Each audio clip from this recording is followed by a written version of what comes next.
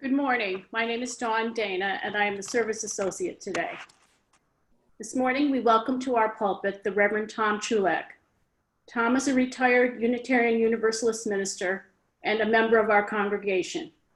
He lives in Ghent with his wife, Nicole. Together, they own the Chatham Bookstore. We begin our service by ringing a bell to bring us together.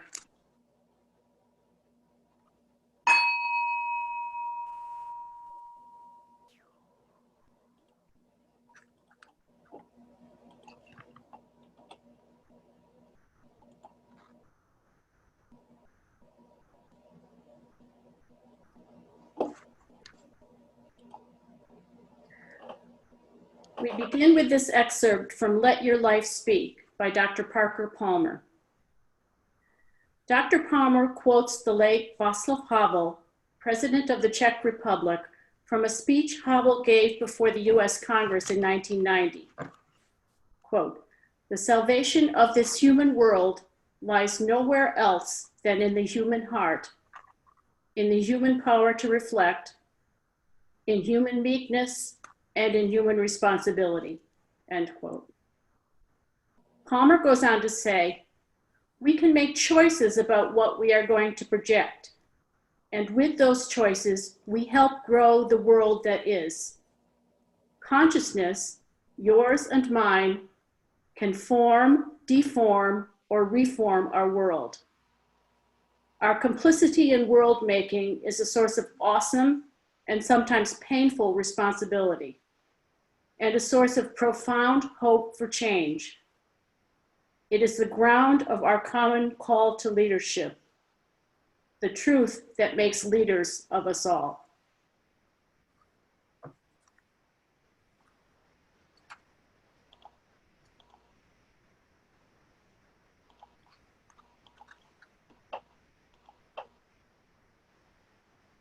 Our prelude is "The Times They Are A-Changin' by Bob Dylan.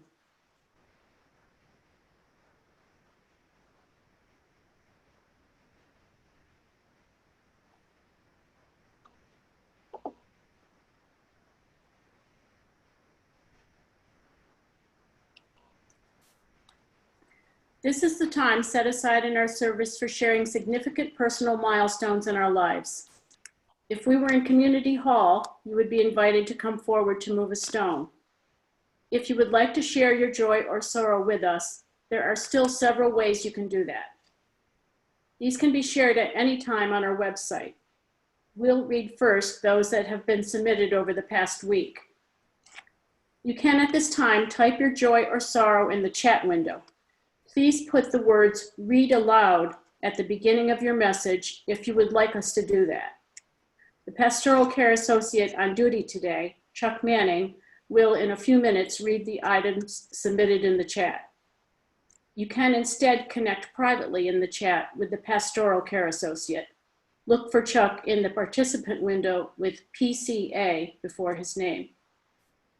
Or another option is to click the blue raise hand symbol in the participant window. Our technician will unmute you and invite you to share your joy or sorrow.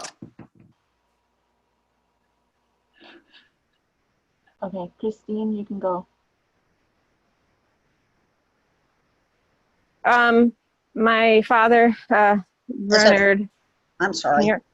Hi, this is Christine Carrera. I'm calling. My dad's turning 90 on August 8th. His name is Ben Fromgen. He lives in Michigan, and we're going to go celebrate with him. It's challenging to go visit, but we're going to do what we can to make it happen. So that's my joy. Thank you. Of course. You can go ahead, Marilyn.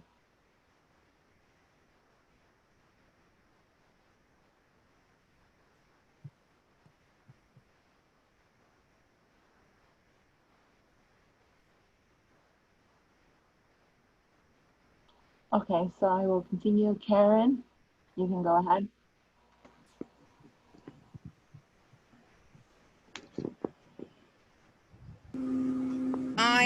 My sons are turning 40 on Wednesday. How did I become the parent to middle-aged children? Does anyone have an idea? Because both of them have decided to live very different lives on the opposite coasts. One is stuck quarantined in San Francisco, and the other one's an emergency room doctor in Georgia. I can't go to either of them. They're both closed down. But they are 40.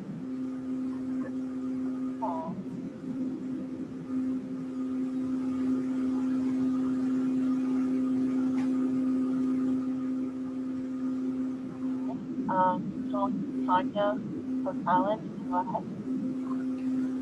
Okay, well, it's a joy and a sorrow, sort of. Our son and his wife are in North Carolina, and they're imminently expecting a hurricane.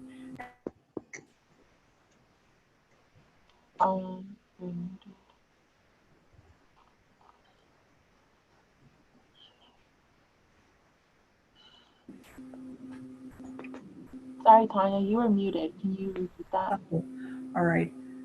Our son and his wife are in North Carolina, and they're imminently going to experience a hurricane, I guess. And our son has not gone through one of these hurricanes yet, and he's all excited about doing it, and we're hoping to go somewhere else and he doesn't have to experience So it. his joy is our sorrow. His joy is our sorrow.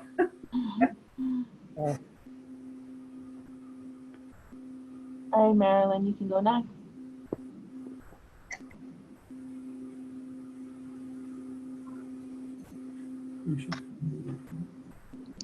I think we are.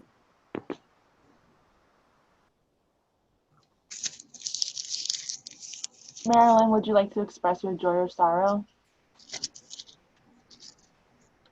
Pardon? What? Would you like to express your joy or sorrow? You had your hand raised. This is Marilyn Doctor. I had expressed a sorrow several weeks ago. Our one dog, Zoe, was not doing well, and sadly we had to put her to sleep. And Marilyn, in her crazy self, has adopted another dog in her place. So we now have Cooper and Sugar. So we have 2 deaf white boxers now.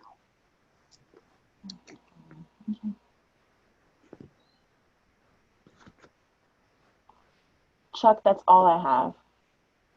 Okay, I'll go ahead and read the ones that were submitted. Peggy and John Sherman are saddened by the shootings in Albany, which occurred very close to our church, and I would also mention very close to Sheridan Prep, who we've been working with a long time. And we think it's a real call for action and change. From Dawn Dana to everyone, from Dick and Dawn Dana. Our daughter's mother-in-law has been very ill over the past 10 days with sepsis, not COVID, in the ICU in a Dallas hospital.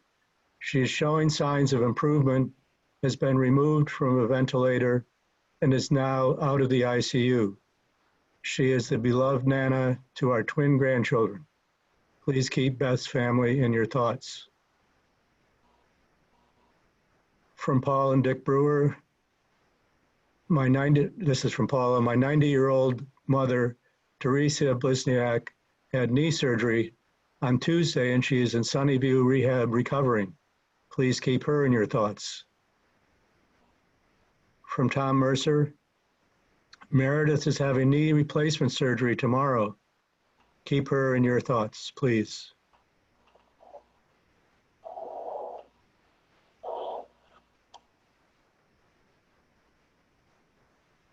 And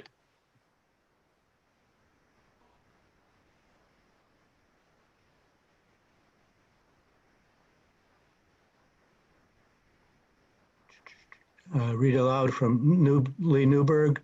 My mother turns 80 this week. Happy birthday, Mom. From Valerie Plamadon. My daughter Natalie has been attending a wonderful full-day chemistry camp at Woodland Hills Montessori with a couple of friends. Class size for her is 5 kids, and they take all the mask and safety precautions. She's having a blast, no pun intended, at this camp while getting some social interaction with kids her age and simultaneously learning. a prep for the upcoming school year. And I think that's all the read alouds I have. Great. For the joys and sorrows that remain unspoken, let us hold all that we have heard and felt in our hearts.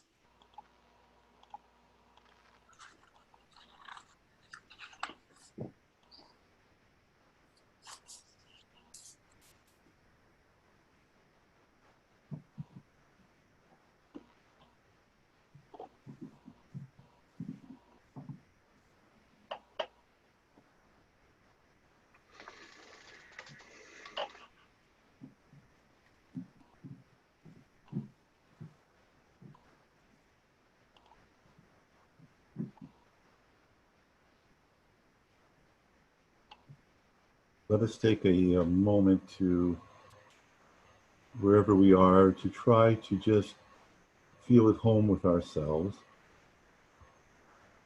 Be aware of our breath as we breathe in and as we breathe out.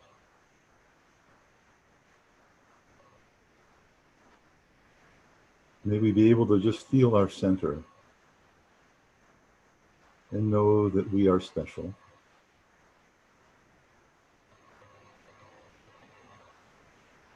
Now let us be aware that we are connected to our environment, to our loved ones, to a larger universe of which we are a part.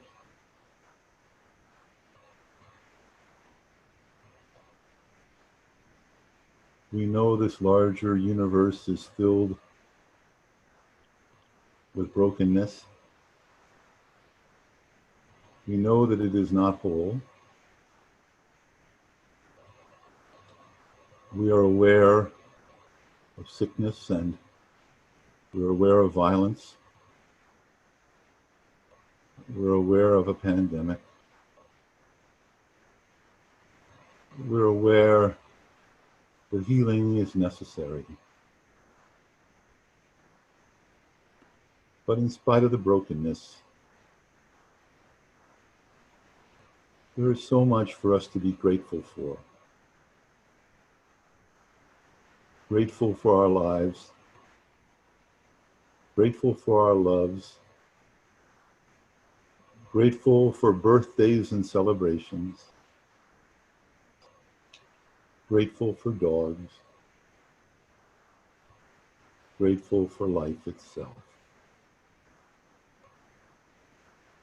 In spite of all, may we know that we are not alone. There is love all around us. Open yourself to it and feel it for just this moment. So be it.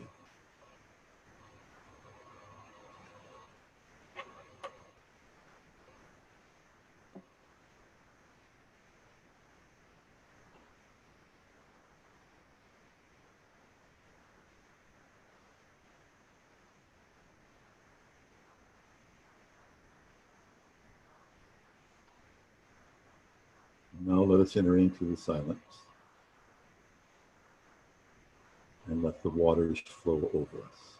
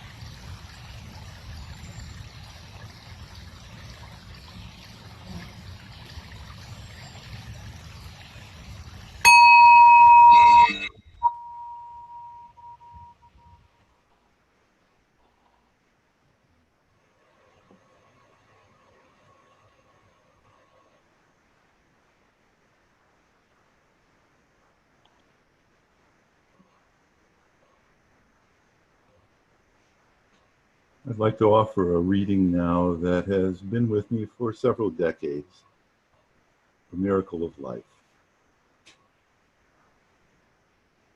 Life brings its freshness as an ineffable gift. Every moment renews our vision. The land bursts again into flower. We are amazed at the world's wealth. Death is no more than permission granted to other life so that everything may be ceaselessly renewed. The plowshare of sorrow, breaking the heart, opens up new sources of life. Without sacrifice, there is no resurrection. All we try to save in ourselves wastes and perishes. The possible is striving to come into being. Nothing grows and blooms save by giving. And all things ripen for the giving's sake, and in the giving are consummated. The possible and the future are one. All that can be, if we help, will be.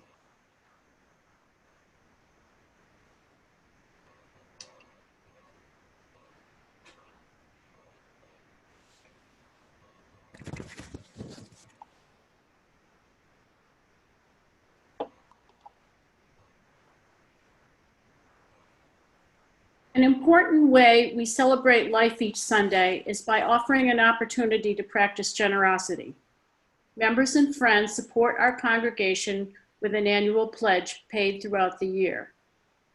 Another way to support the good work of this congregation is by making a generous donation via one of the options shown on this slide. You can click on the tiny URL link in the chat window to donate, or you can send a text to the number shown on the screen. The examples on the slide show how to label your text to indicate the amount and the purpose or intent of your gift.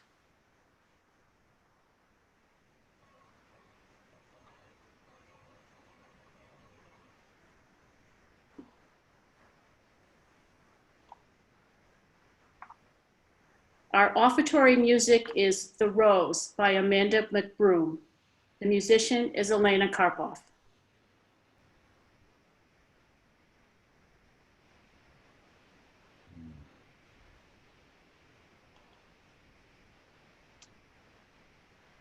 Well, a special thanks to Elena for her interpretation of the rose, which really has to do in some ways with what I want to talk about this morning. It's really about the fact that life is filled with threat. Love is filled with threat. Justice is filled with threat. Nature is filled with threat. Think of the hurricanes. All around us, there are things that threaten us. And of course, inside of us, there are things that frighten us as well. When I feel a threat, it's almost like my body reacts to danger. It's like something happens inside me, and I can feel it when I feel threatened. I know that sometimes I need to feel threatened because there is danger out there. But sometimes the threat is of my own creation or my own fear. So I think about the threats that come into life, at least for me. The threat of failure, sometimes the threat of success, the threat of dying, the threat of illness, the threat of discrimination because of who I am or what I believe, the threat that comes on the other side of the loss of a loved one, the threat of Trump, the threat of the pandemic, a feeling of the threat of climate change, the threat I often feel when I'm in a group where I'm the only one that's different from everyone else, or it's just a threat when I'm struggling to try to become myself. It's because I have experienced threat throughout my life that I know that others feel threat as well. We do feel the dangers of life. So the world in which we live and the life that we live as human beings, we know that threat is real and present. But in spite of this, I have come to believe that there is something greater than danger, that there is possibility, that there is goodness, that there is hope, and that love bends towards the future. The universe does bend towards justice. So goodness is clearly possible. Think about your own life.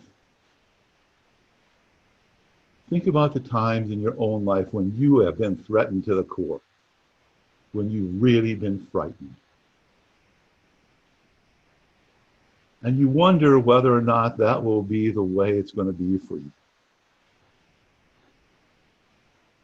Remember how you responded, how hopefully you came through in the best way you knew how, probably with the help of other people.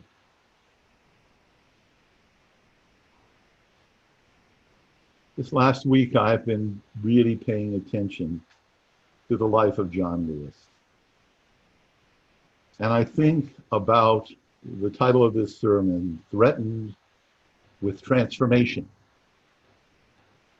I think about his story of growing up and the discrimination that was around him and the fears that he had and that his family had and that his parents had, the threat that was real to his very life. He knew there was threat,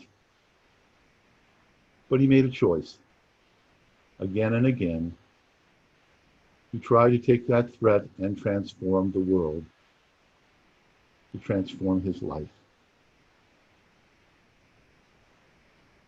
There are examples all around us of people well known and not so well known.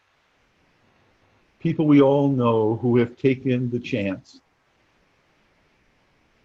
who have found themselves when the night has been too lonely and we're just so feeling inside and the day has been too long, when we somehow find the strength to come through. We can be the example to others, but also others can be the example to us. We need each other to encourage us to become individually what we can become and collectively what we can become.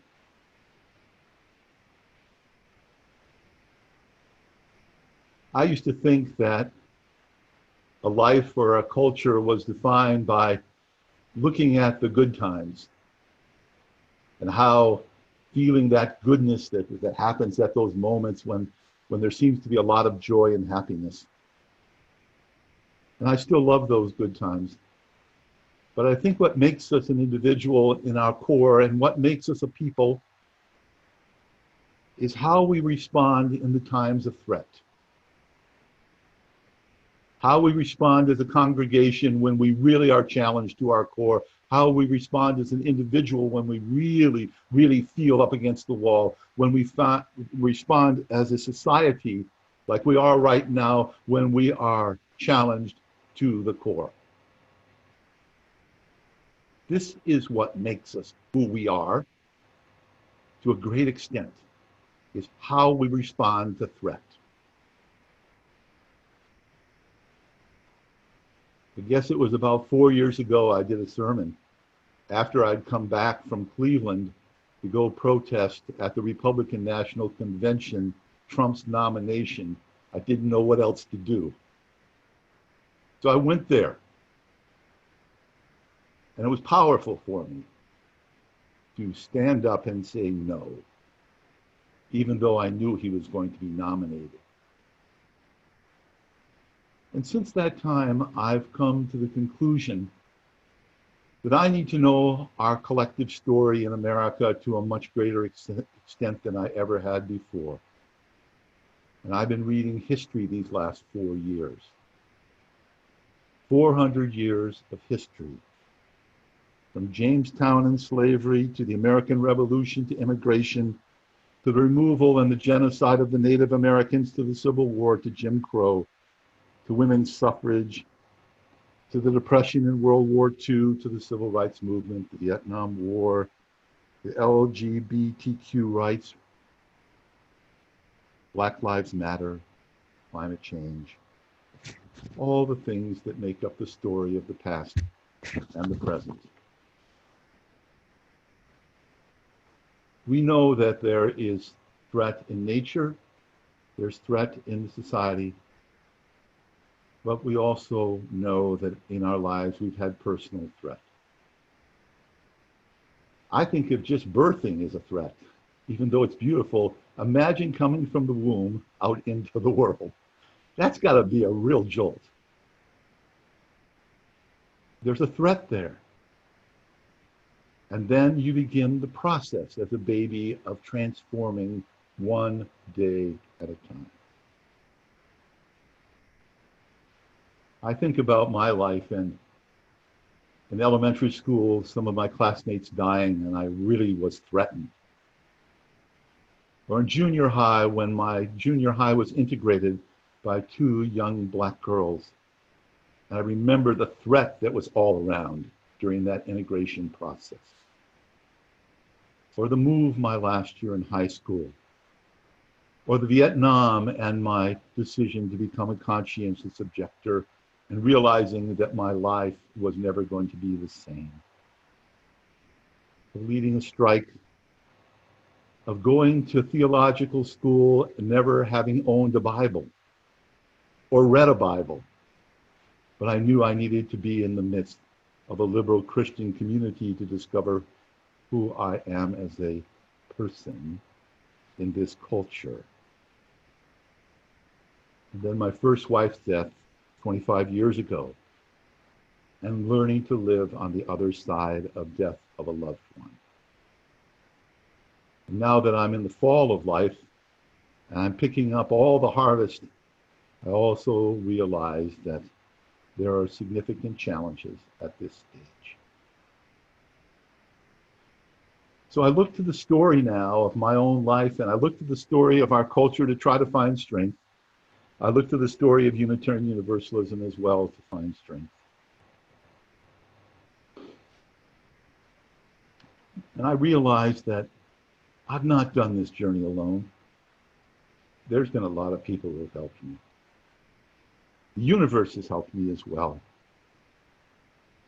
Throughout my adult life as a Unitarian Universalist, and even as a child, because I was raised as a Unitarian and then a Unitarian Universalist, I was taught that we needed to affirm our principles, and the principles were what was at the heart of Unitarian Universalism.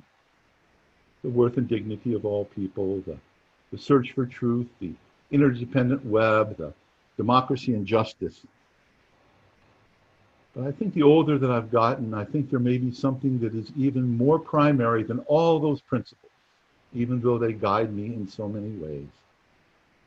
And that is the process by which I transform my life and the life of those around me. And that process may be actually more important than the principles, because the principles are embedded in the process.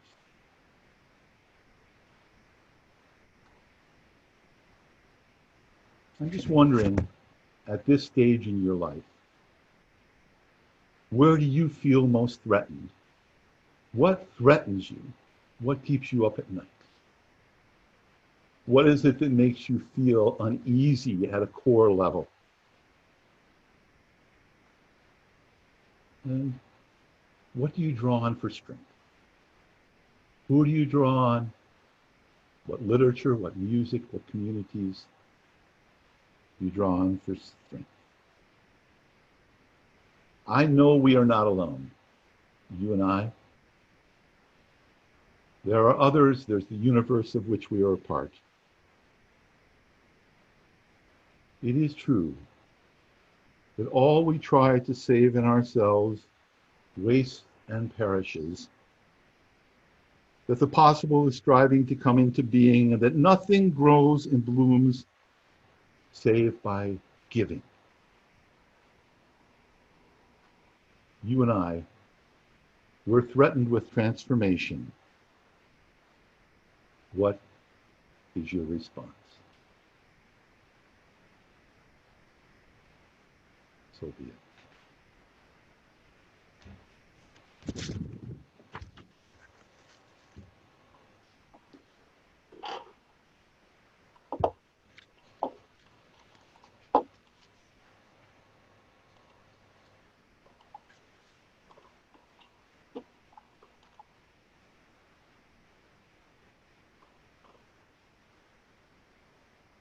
Next, we'll sing a unison song. The words will appear on the screen. Please join in singing Just As Long As I Have Breath. The song leaders are Randy Rosette and Chris Johnson.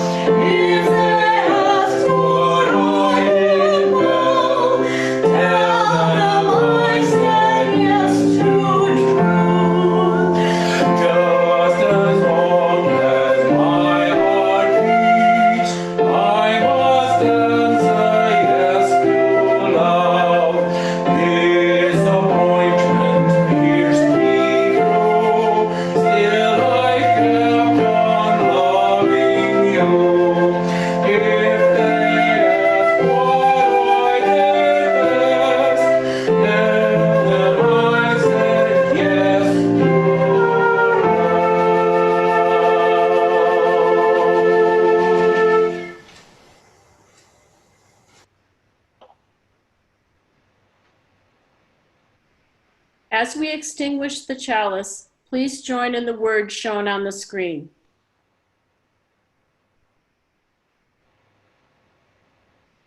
We extinguish this flame, but not the light of truth, the warmth of community, or the fire of commitment.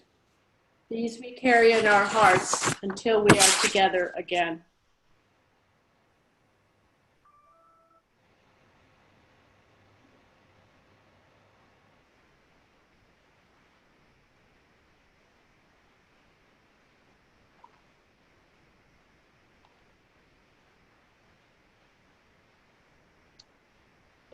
We were made for these times. Friends, do not lose heart. We were made for these times. So many of us are deeply and properly bewildered.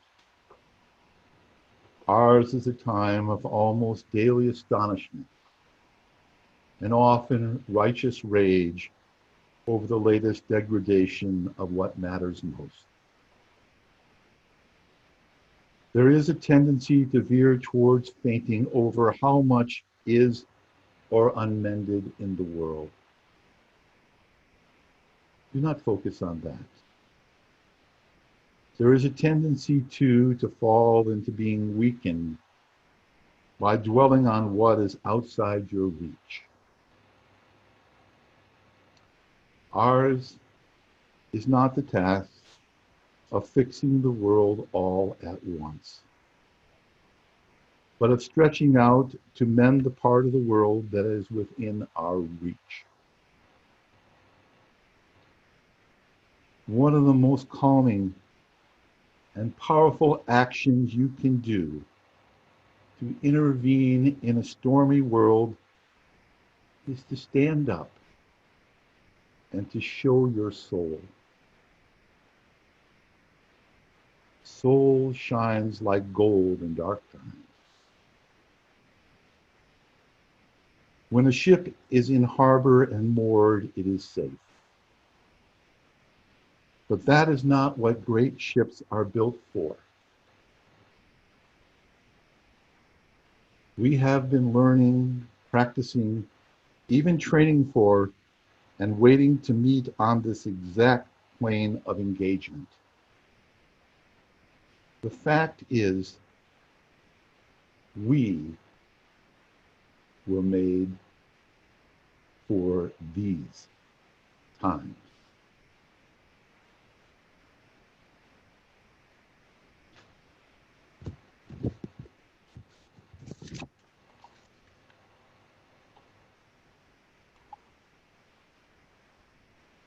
Our postlude is Swimming to the Other Side by Pat Humphreys. It will be presented by Elena Karpov.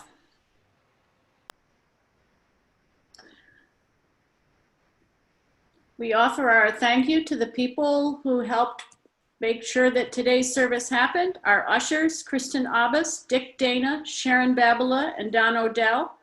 Our pastoral care associate, Chuck Manning. Our welcomer, Barb Manning. Musicians, Elena Karpov, Chris Jensen, and Randy Rosette. Office support and technical support, Sapphire Correa, and our summer service coordinator, Randy Rosette.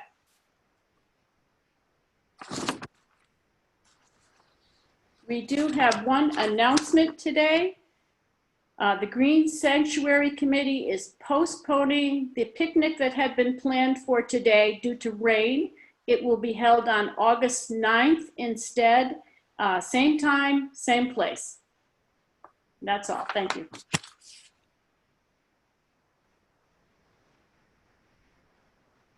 Thank you all for coming. You guys are welcome to stay on and join breakout rooms.